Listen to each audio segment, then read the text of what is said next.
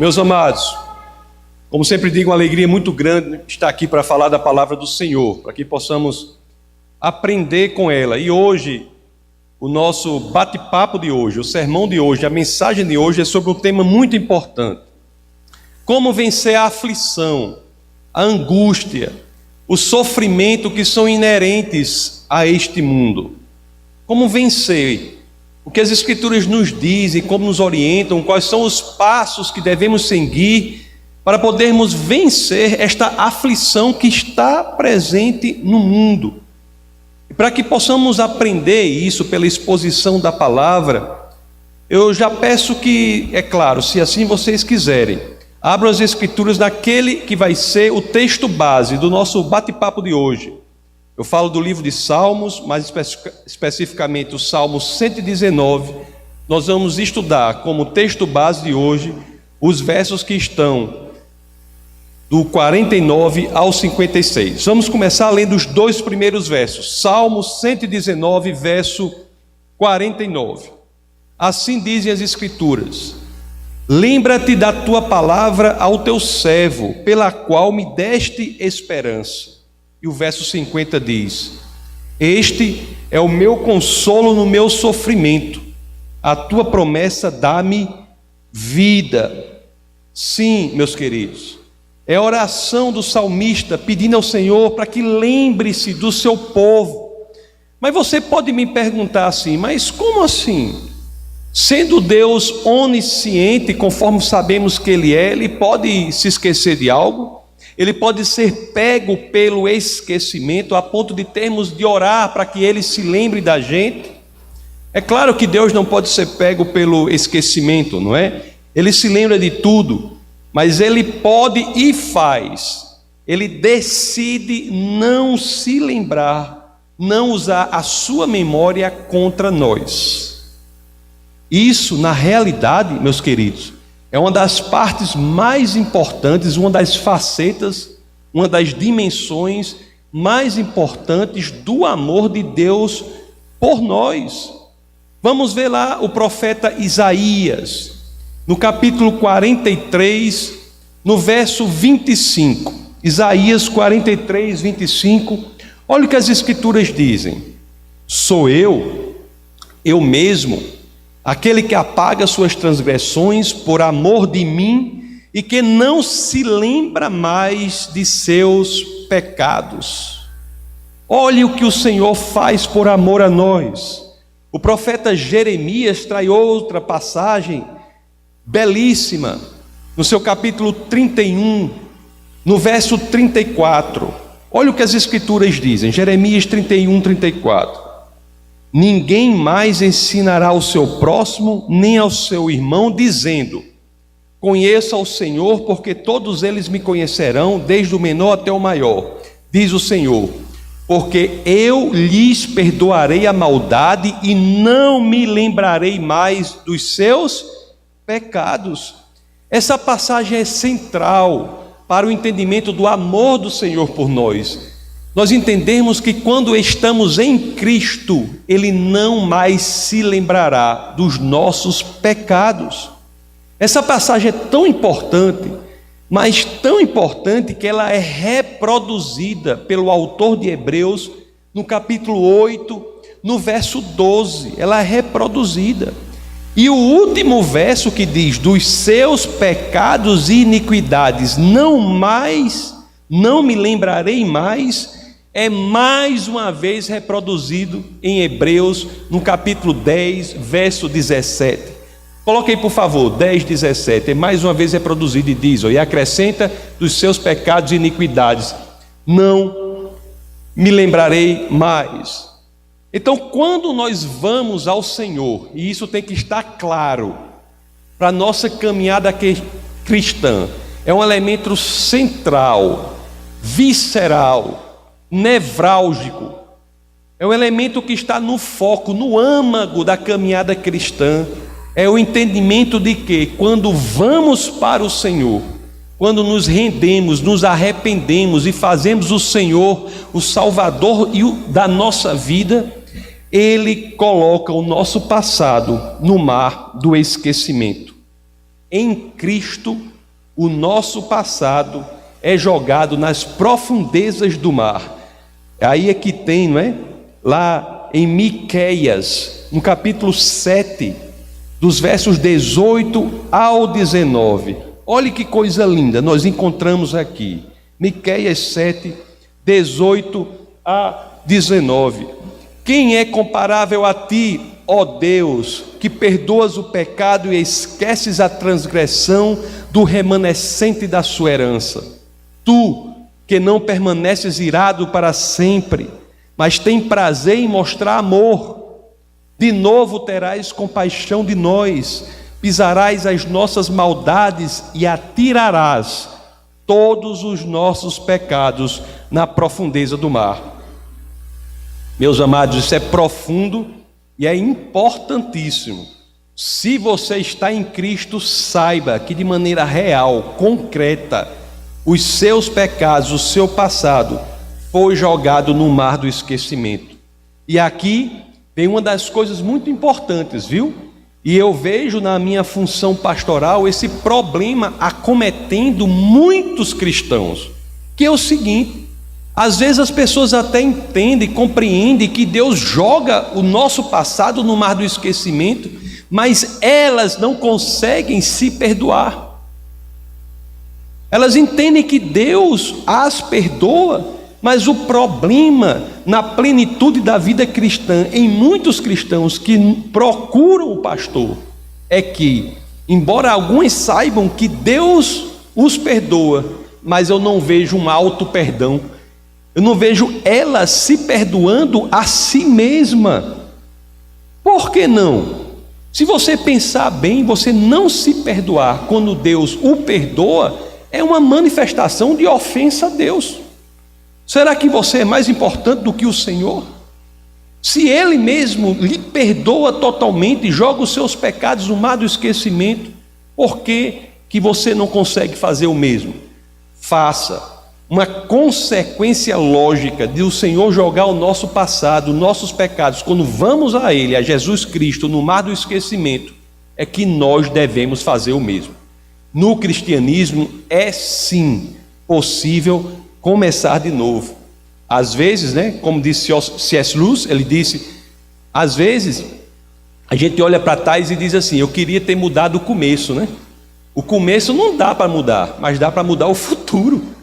Dá para recomeçar, ter um novo começo. E em Cristo isso é possível. Aqui, portanto, meus amados, está o primeiro passo nessa nossa luta, nessa nossa tentativa, nesse nosso aprendizado, ao sermos expostos à palavra do Senhor, para podermos vencer a angústia, vencer o sofrimento, vencer a aflição. E o primeiro passo é esse: saiba não apenas com sua mente, mas de maneira tatuada, impressa em seu coração, que Deus perdoa os seus pecados. Não apenas com a mente, mas saiba com seu coração. Não há nada de tão mal que você tenha feito que faça com que você não seja uma pessoa a quem Jesus está buscando, sobre quem Jesus está se debruçando. Jesus quer você, por pior que você ache que você tenha sido, você ainda é infinitamente amado pelo Senhor. Deus, Ele não apenas escolhe se esquecer dos nossos pecados, mas também tem uma outra face dessa moeda, uma outra dimensão disso que nós dizemos, que é o seguinte: Ele escolhe se lembrar, trazer à sua memória o que de bom Ele pode fazer por nós. Ele escolhe se lembrar, escolhe trazer à sua memória as bênçãos que Ele pode derramar sobre seu povo. Não é maravilhoso isso? Não é maravilhoso isso? Ele não apenas não se lembra dos nossos pecados, como Ele traz sempre à tona, à superfície da sua memória, as bênçãos que Ele pode derramar por nós. Deus lembrou-se de Noé e o salvou. Lá em Gênesis capítulo 8, no verso 1, o que é que as Escrituras dizem? Então Deus lembrou-se de Noé e de todos os animais selvagens e rebanhos domésticos que estavam com ele na arca, e enviou um vento sobre a terra, e as águas começaram a baixar. Deus se lembrou de Abraão e salvou Ló. Lá em Gênesis capítulo 19, verso 29, o que as escrituras dizem? Quando Deus arrasou as cidades da planície, lembrou-se de Abraão e tirou Ló do meio da catástrofe que destruiu as cidades onde Ló vivia. Deus nos dá bênçãos também, quando Ele, de múltiplas formas, quando Ele se lembra dos seus filhos, dos que estão em Cristo. Deus se lembrou de Raquel e Ana e as abençoou com a fertilidade. Lá em Gênesis, capítulo 30, verso 22, nós vemos a passagem que diz respeito a Raquel. Então Deus lembrou-se de Raquel, Deus ouviu o seu clamor e a tornou fértil. Lembrou-se do seu povo e atendeu, abençoou a pessoa. Lá em primeira carta de Samuel, no capítulo 1, nos versos 19 a 20, assim diz as escrituras: na manhã seguinte, eles se levantaram e adoraram o Senhor. Então voltaram para casa em Ramá. Elcana teve relações com sua mulher Ana, e o Senhor se lembrou dela. Assim Ana engravidou e no devido tempo deu à luz um filho, e deu-lhe o nome de Samuel, dizendo: eu o pedi ao Senhor. Isso é belíssimo, isso é belíssimo. Deus, Ele se lembra de mim, Ele se lembra de você, Ele quer nos abençoar de acordo com a sua palavra.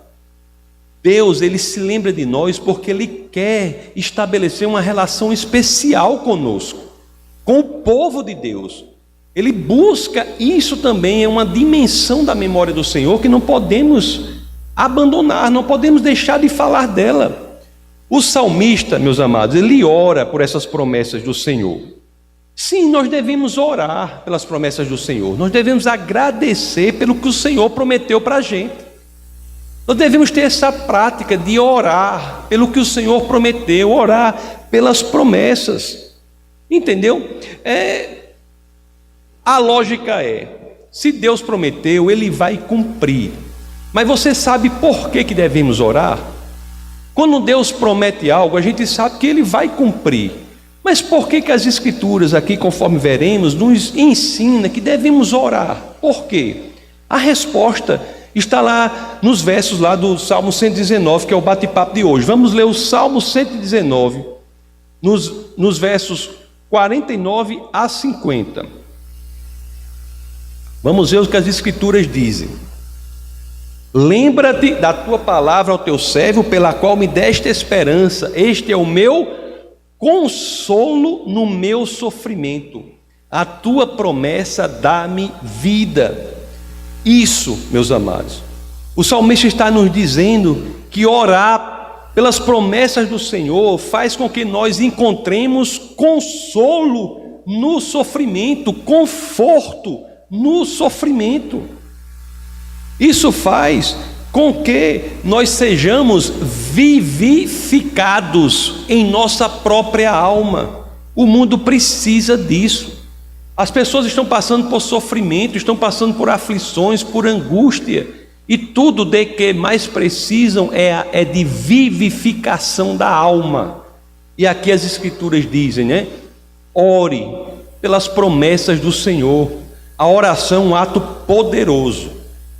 É um ato poderoso na vida. É muito diferente a vida das pessoas que oram para a vida das pessoas que não oram. São duas coisas totalmente distintas. Porque a oração faz com que nós não fujamos dos problemas. A oração faz com que nós sejamos abastecidos, sejamos vivificados, sejamos enchidos de poder para enfrentar os problemas. Faz a oração com que nós tenhamos a convicção de que o sucesso está no Senhor e não no mundo. Olha o que diz o verso 51 do Salmo 119.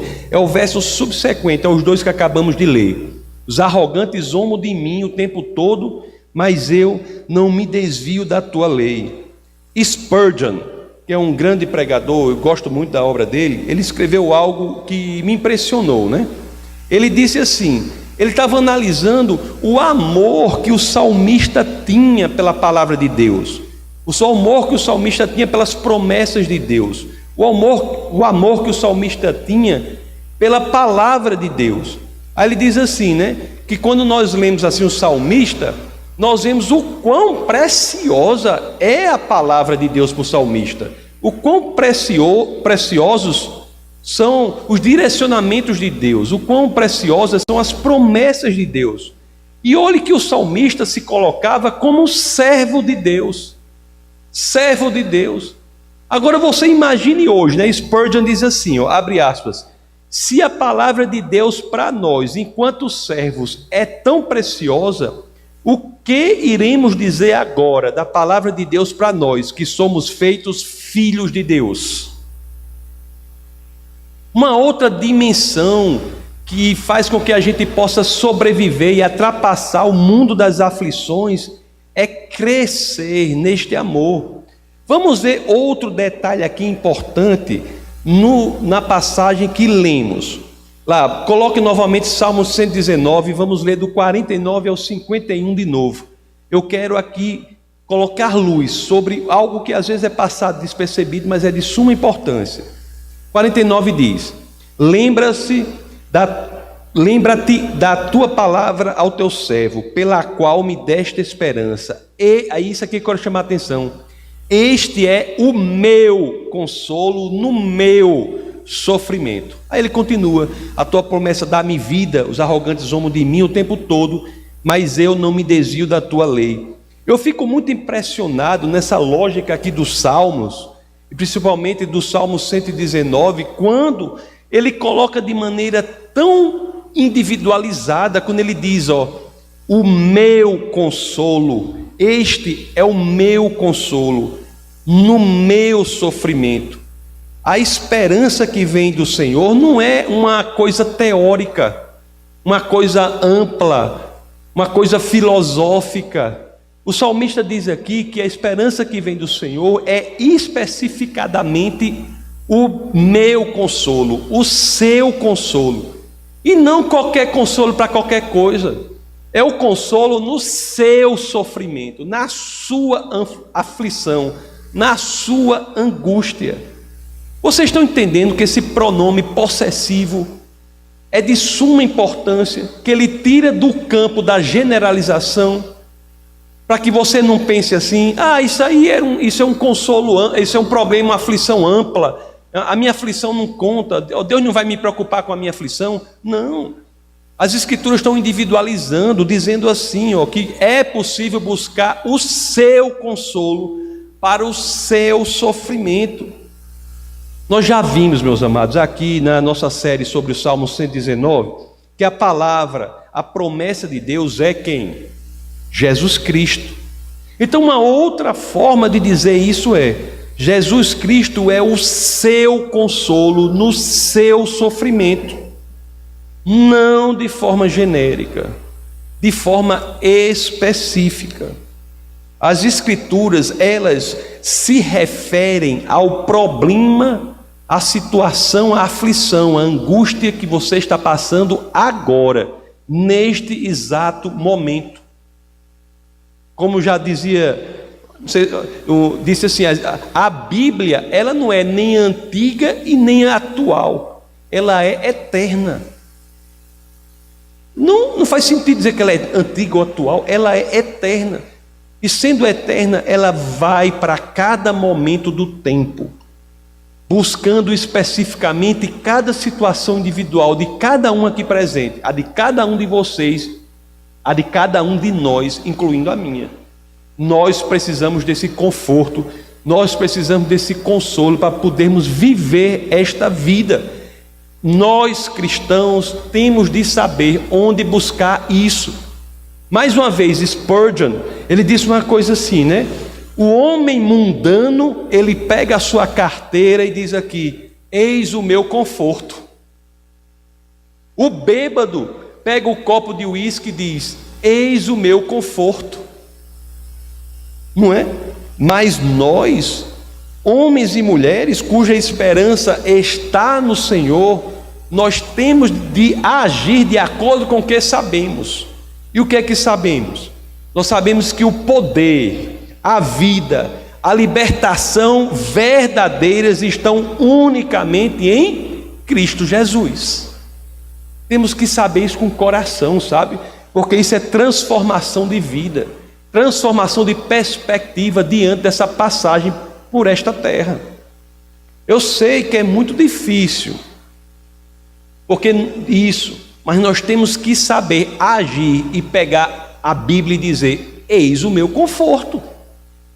Eu não estou dizendo que é fácil, é difícil encontrar conforto em meio à tribulação, não é isso? Mas é exatamente isso que a palavra promete: é o meu consolo no meu sofrimento, é o meu consolo na minha aflição, é o meu consolo no meu problema.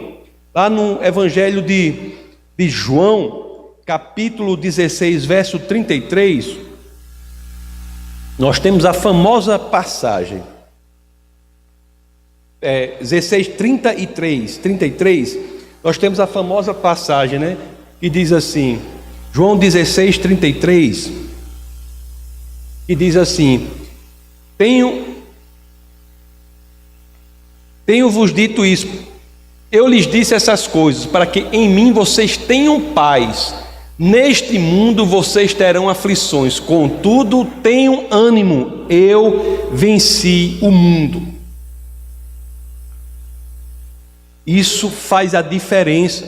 Meus amados, talvez tudo o que eu falei aqui tenha em grande parte sido resumido de forma muito bela lá na carta aos Filipenses, no capítulo 4, dos versos 6 ao 7.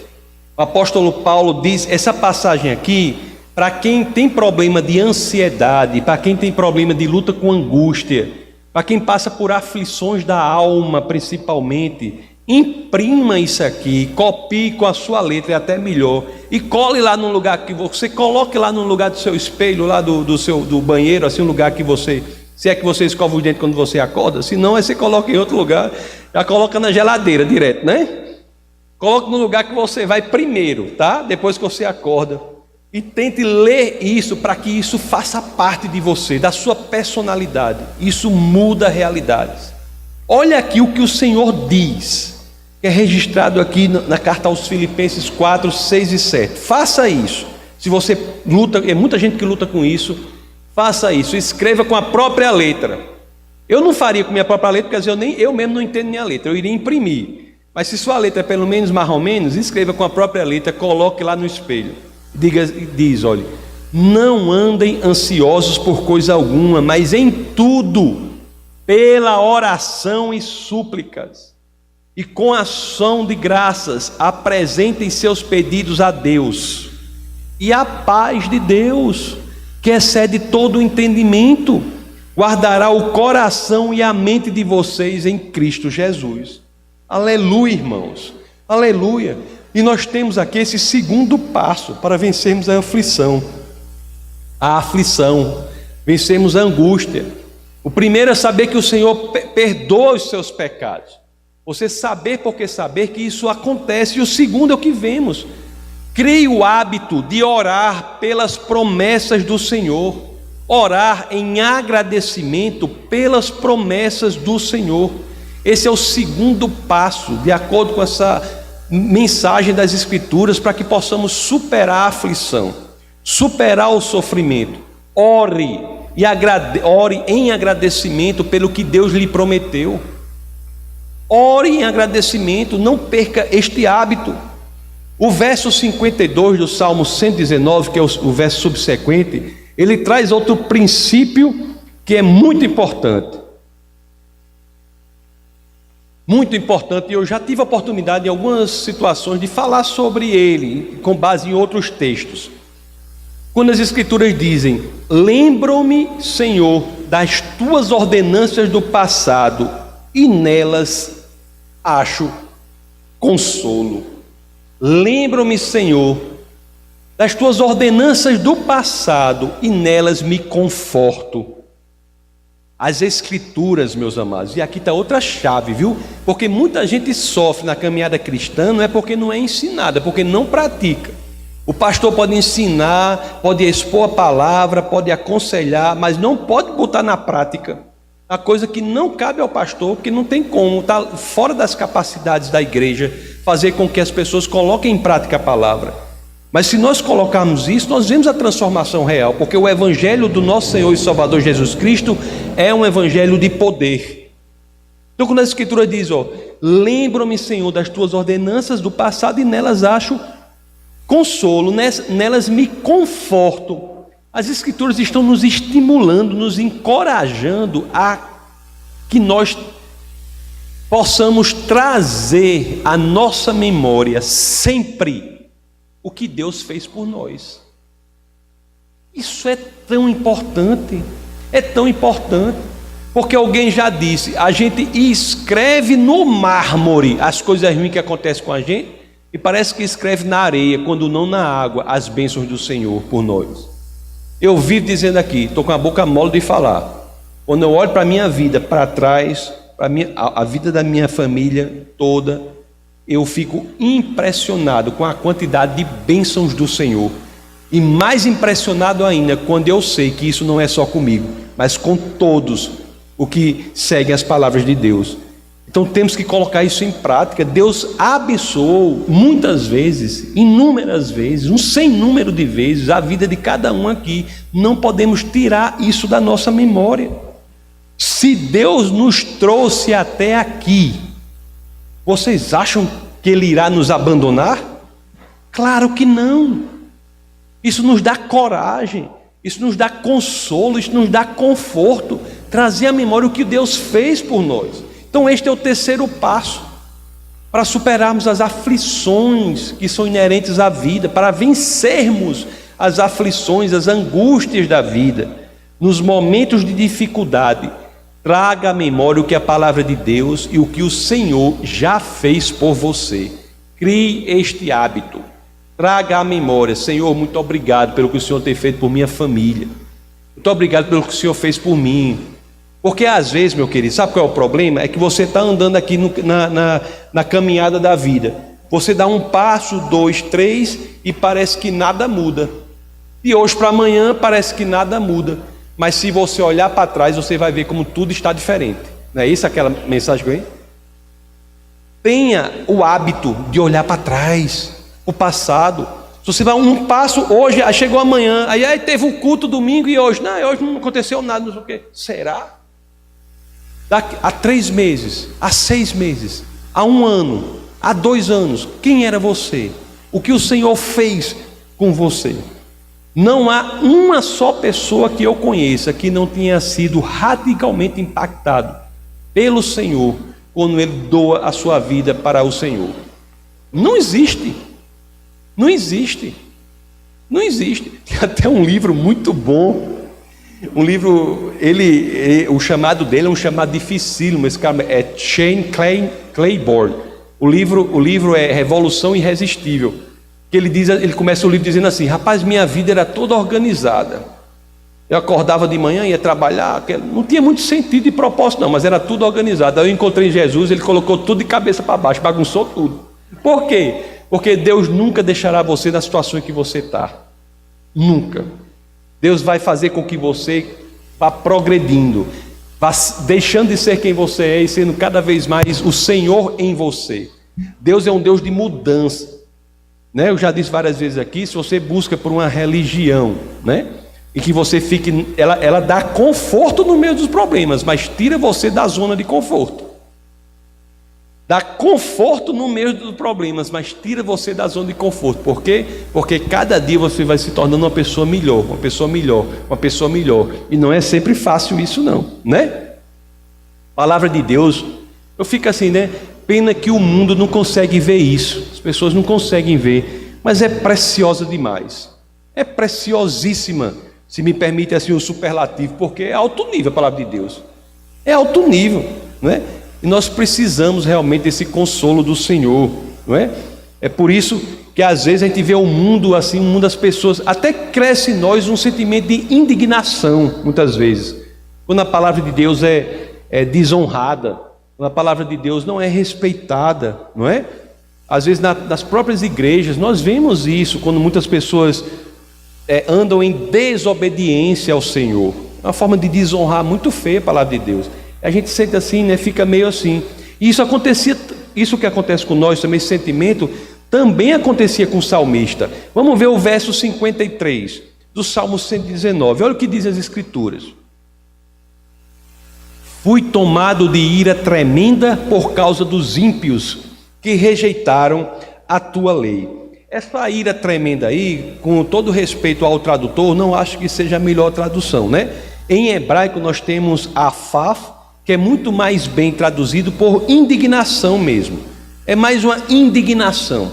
Tanto que a tradução Almeida, você poderia colocar a tradução Almeida aí? Ela diz diferente. Olha o que ela diz aqui, a tradução Almeida.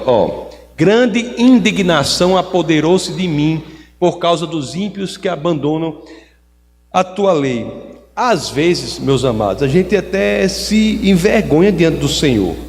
Se envergonha diante do Senhor, diante dos pecados, do descumprimento, da desonra que é feita com sua palavra. Às vezes dá vontade até de ficar orando igual a oração de Esdras, lá no capítulo 9, no verso 6. Oração de Esdras que diz assim, olha só que oração proveniente do coração. Meu Deus, estou por demais envergonhado e humilhado para levantar o rosto diante de ti. Meu Deus, porque os nossos pecados cobrem a nossa cabeça e a nossa culpa sobe até os céus. É uma oração muito forte essa, né? E mesmo as pessoas de boa fé podem produzir essa indignação. Isso às vezes nós temos que ter cuidado com isso também, porque é uma coisa que pode ser muito destrutiva. Mas tem uma coisa interessante. A indignação diante do mundo que não segue o Senhor, diante das pessoas que não seguem o Senhor, quando essa indignação encontra o amor que Deus nos dá, o que é que ela gera? Gera oração por esse mundo. Gera oração, não gera uma força destrutiva, mas gera oração, gera uma ação construtiva, que é orar e agir para buscar o mundo que está perdido. É por isso, meus amados, é por essa capacidade de mesmo na indignação, diante do mundo caído, fragmentado, quando isso encontra o amor que Deus derrama por nós, é que nós nos transportamos ao estado de oração pelo mundo, de agir construtivamente pelo mundo. É por isso que a nossa vida aqui, quando seguimos a direção do Senhor, é uma vida de alegria em seguir a sua palavra. Alegria em meio aos problemas, em meio às dificuldades, em meio aos desafios. Em um mundo fragmentado, isso é loucura para quem está fora de Cristo, mas em um mundo fragmentado, nós sim podemos cantar e louvar ao Senhor. Isso é uma lógica incrível. É uma lógica incrível, porque você está num mundo que menospreza, agride de maneira grotesca aquilo que é a coisa mais valiosa para você, que é a palavra do Senhor. E essa palavra diz que diante disso nós devemos vestir a indignação com a roupagem do amor, e o fruto disso é a oração para atingir esse mundo. Olha aqui o que diz o Salmo 119 no verso 24, não é? Vê que essa vida pode ser uma vida de cantar e louvar o Senhor. Olha o que diz aqui, o verso 54. Desculpe, verso 54, que é o texto base de hoje. Verso 54, Salmo 19. Olha o que dizem as Escrituras. Os teus decretos são o tema da minha canção em minha peregrinação. Olha aí. Diante de tudo isso, quando nós nos alinhamos com a palavra de Deus, a palavra dele será o tema do nosso louvor, na nossa peregrinação, nessa caminhada durante a vida. É por isso que para o mundo nós somos loucos. Não é porque a gente é irracional, não. A fé cristã é racional. A fé não racional não é do tipo cristã. Mas para o mundo nós agimos com base na sobrenaturalidade. O fundamento da nossa ação é o sobrenatural. Nós apenas não lidamos com o natural, nós lidamos com o sobrenatural. Então, quando nós entendemos a palavra do Senhor, a palavra dele será o tema do nosso cantar, do nosso louvar nesta peregrinação. Sim, meus amados, vocês já pensaram sobre isso? Nós estamos em uma peregrinação mesmo. Nós somos peregrinos da terra para o céu. Nunca notaram isso, não? Ou você acha que algo aqui nesse planeta nos pertence? Nós somos peregrinos da terra para o céu. E o próprio Davi, né? O melhor rei que Israel já teve, palácios e etc, sabia do seu caráter de ser peregrino nesta terra. Mas ele, quando viu o mundo fragmentado, quando via as dificuldades, quando via o mundo caído, precisando da gente, quando via alguém que precisava que a gente chegasse lá, quando via as dificuldades, as pessoas falando mal do cristianismo, uns pintando Jesus de não sei de quê, outros botando Jesus em situação horrível. Aí quando a gente vê isso diante do amor que nos é tomado, né? Aí qual é a consequência? Davi não ficou resmungando, ficou se lamentando, ficou maldizendo o mundo, não. Ele resolveu cantar em sua caminhada, louvar ao Senhor. Mais uma vez, Spurgeon. Eu falei muito de Spurgeon hoje, é porque eu gosto de Spurgeon. Queria até dar o nome do cachorro que a gente vai criar de Spurgeon, em homenagem a Spurgeon. Mas eles o menino quer botar Dr. Thomas Schniffenhausen. Você conhece Schniffenhausen? É de uma série que tinha o que está What is in the Bible, né? O que está na Bíblia. Aí o doutor lá que explicava tudo era Dr. Schniffenhausen. Aí vai ser o nome do cachorro. Mas eu vou fazer uma pressão lá em casa para botar Spurgeon. Mas olha o que Spurgeon dizia. Feliz é o coração. Olha só que coisa. Se eu fosse pintar essas paredes aqui, eu acho que eu botava uma pintura para isso aí, ó. Feliz é o coração que encontra alegria na palavra do Senhor e que faz da obediência a sua recreação. É uma verdade, viu isso aí? O homem que encontra alegria na palavra do Senhor, ele parece um doido no mundo. E tão feliz que ele é. Tem dificuldade? Tem, muita. Passa por aperreio? Passa, muito. Mas dentro dele é uma explosão de alegria que o mundo diz, olha, como diz lá em nós, pia o doido. Lá em nós diz assim, pia o doido, porque ele não vive com as variáveis desse mundo. A sobrenaturalidade é a realidade com base na qual ele se coloca em sua existência. O mundo é outra coisa. Tinha um grande cantor gospel, muito famoso nos anos 60, chama Merrill Womack. Ele estava num avião lá, naquela época lá, ia subir, o avião bateu numa árvore. Ganhou de Sandrinho, que já caiu do avião.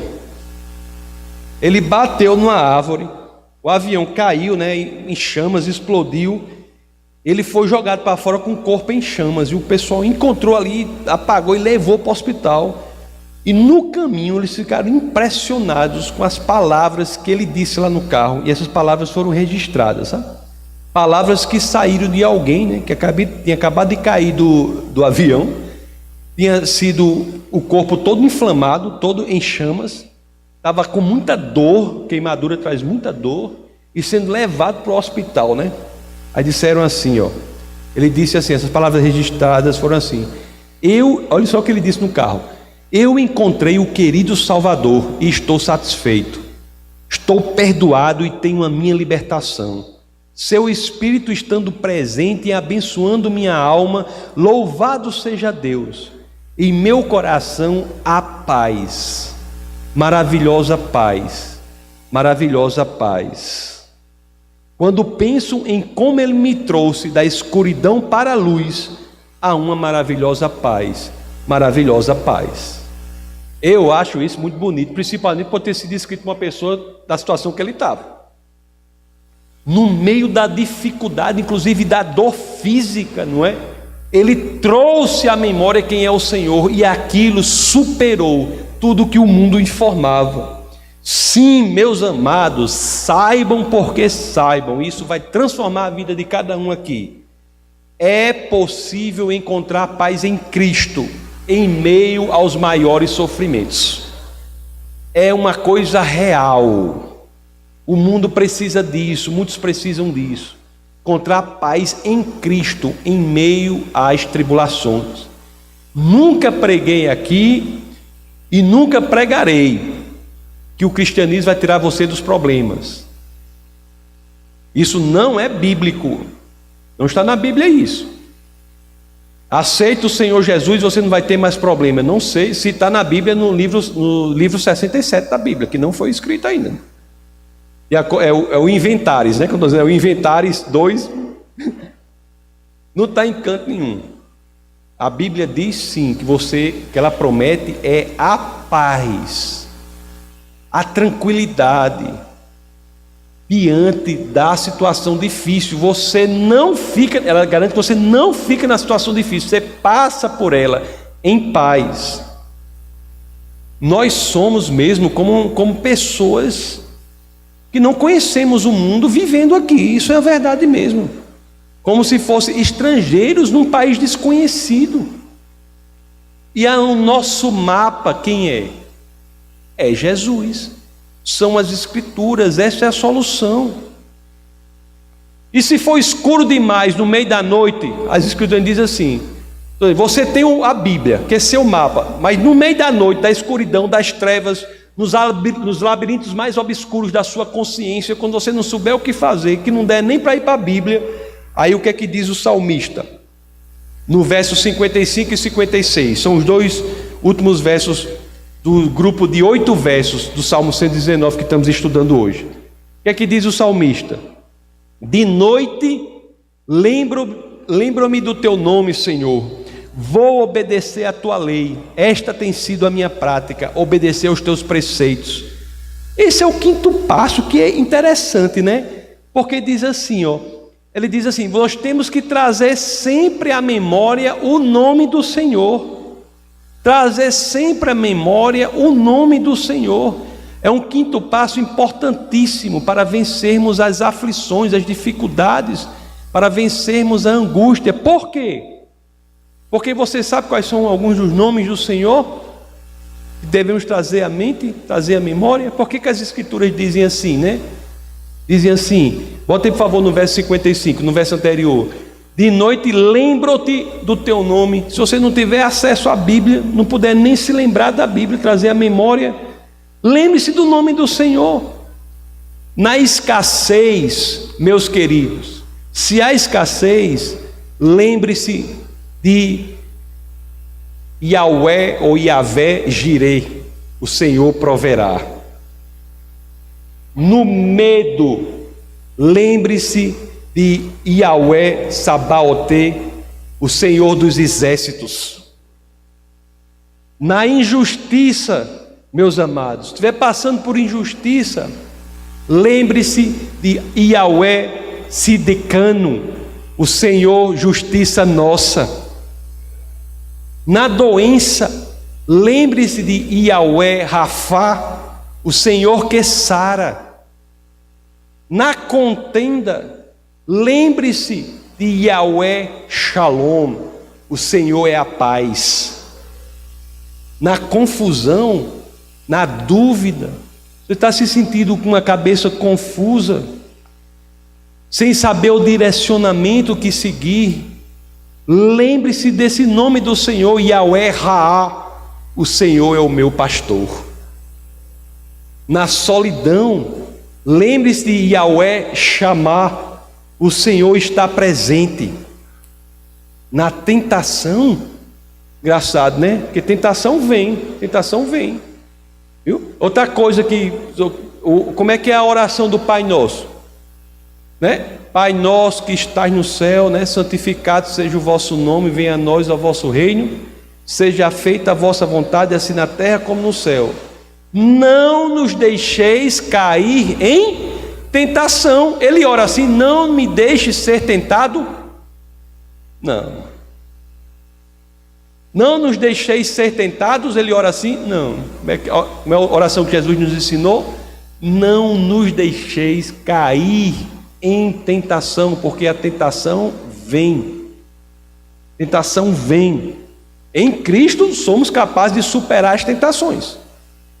É que e Jesus mesmo foi tentado.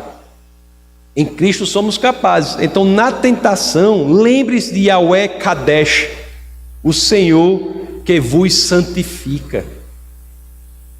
Na caminhada da vida, meus amados, nós não estamos sozinhos não, sabe? Não somos como coisa qualquer caminhando não. Nós temos um Senhor. Lembre-se de Yahweh Elion, o Senhor Altíssimo. Yahweh Elohim Israel, o Senhor Deus de Israel.